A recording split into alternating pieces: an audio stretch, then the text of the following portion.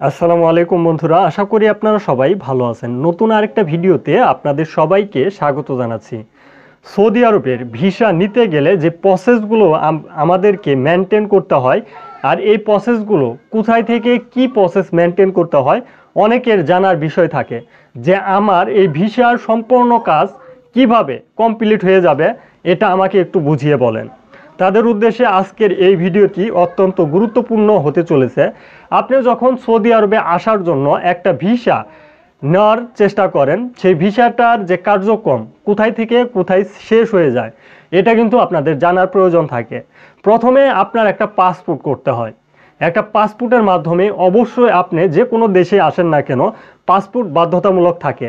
আমাদের এই পাসপোর্টটা হচ্ছে গুরুত্বপূর্ণ ডকুমেন্ট এক দেশ থেকে আরেক দেশে ভ্রমণের জন্য কিংবা কাজের উদ্দেশ্যে যাওয়ার জন্য। তো সেই ক্ষেত্রে আপনার প্রথমে একটা পাসপোর্ট করতে হয়। কাজের উদ্দেশ্যে আসতে গেলে আপনাকে অবশ্যই ওই পাসপোর্ট অনুযায়ী মেডিকেল করতে হয়। সৌদি আরবে যদি আপনি আসতে চান তাহলে সৌদি আরবের ওয়াফিদ মেডিকেল সেন্টারে আপনার মেডিকেল সম্পন্ন করতে হয়। ওয়াফিদ সেন্টারে মেডিকেল সম্পন্ন করার পর যখন আপনি ফিট রিপোর্টটা হাতে পেয়ে যান, তারপরে আপনার দ্বিতীয় একটা কার্যক্রম পরিচালনা করতে হয়, সেটা হচ্ছে পুলিশ ক্লিয়ারেন্সের জন্য। আপনার পুলিশ ক্লিয়ারেন্সটা অত্যন্ত গুরুত্বপূর্ণ এই কারণেই, কারণ বাংলাদেশ সরকার অ্যাকচুয়াল আপনাকে বিদেশে যাওয়ার জন্য কোনো প্রকার বাধা দিচ্ছে নাকি পারমিশন দিচ্ছে। এই পারমিশনটা নেওয়ার জন্যই পুলিশ ক্লিয়ারেন্সের সিস্টেমটা চালু করা হয়। কারণ অনেকেই রয়েছেন যারা মামলা এবং বিভিন্ন ধরনের ঝামেলায় জর্জরিত, যাদেরকে বাংলাদেশ সরকার অনুমতি দেয় না বিদেশে যাওয়ার জন্য। কারণ তার ঝামেলাটা যে পর্যন্ত শেষ না করতে পারবে সেই পর্যন্ত সে বিদেশে যেতে পারবে না। এই জন্যই পুলিশ ক্লিয়ারেন্সটা করার প্রয়োজন পড়ে।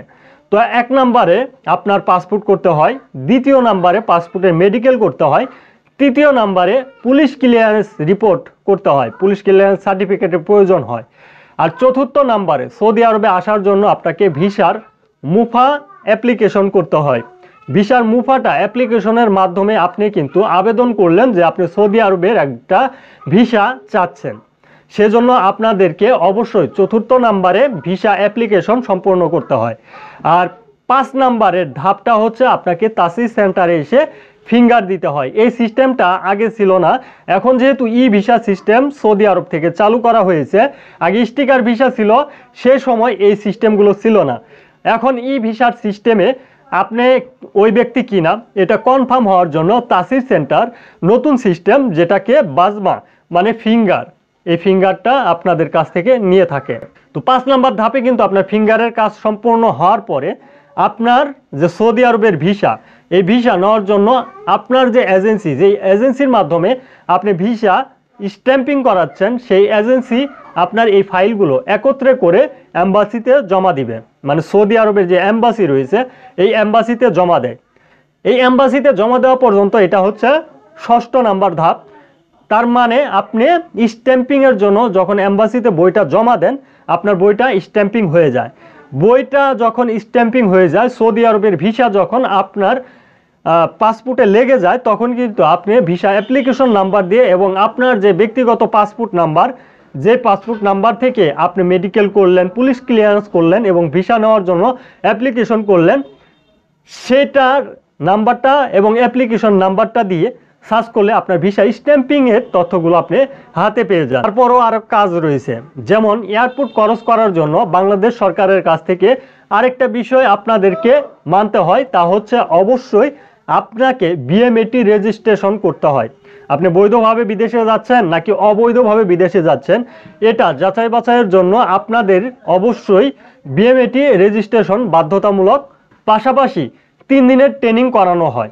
আর এই 3 দিনের ট্রেনিংয়ের মাধ্যমে আপনাদেরকে বিভিন্ন বিষয় জানিয়ে দেওয়া হয় আর একটা সার্টিফিকেট দিয়ে দেওয়া হয়, যাতে আপনি যে ভুলগুলোর মাধ্যমে বিদেশ জীবন আপনার সমস্যা হতে পারে সেই বিষয়টা যাতে না হয়, সেজন্য কিন্তু এই 3 দিনের ট্রেনিংয়ে বিভিন্ন বিষয়ের সাথে আপনাদেরকে অবশ্যই আলোচনার মাধ্যমে জানিয়ে দেওয়া হয়।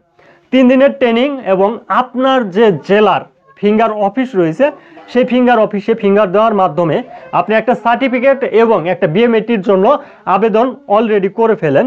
আর এই আবেদন সম্পূর্ণ হওয়ার পর আপনার এজেন্সি এই কাগজপত্রগুলো একত্রে করে তারপর একটা ফ্লাইটের জন্য বিমান টিকিট কিনে ফেলে। বিমান টিকিট যখন সে কিনে ফেলে, সে বিমান টিকিট অনুযায়ী আপনার ডকুমেন্ট অনুযায়ী অবশ্যই ফ্লাইটে আপনি যেতে পারেন। যখনই আপনি ফ্লাইটে চলে যান অ্যাকচুয়াল, তারপরেই কিন্তু আপনার সম্পূর্ণ কাজ বাংলাদেশ থেকে শেষ হয়ে যায়। তো এই সিস্টেমটা মেনটেন করে আপনাদেরকে অবশ্যই ভিসাগুলো নিতে হয়। আপনারা এই সিস্টেমটা মেনটেন করার মাধ্যমেই কিন্তু সৌদি আরবে আসতে পারেন। আশা করি যে তথ্যগুলো আজকের এই ভিডিওতে আপনাদেরকে দিলাম আপনারা বুঝতে পারছেন। ভিডিওটি অবশ্যই শেয়ার করে দিবেন। শেয়ার করলে আপনার পাশাপাশি হাজারো প্রবাসী রয়েছে, তারা এই বিষয়গুলো জানতে পারবে। ধন্যবাদ সবাইকে। সালামু আলাইকুম।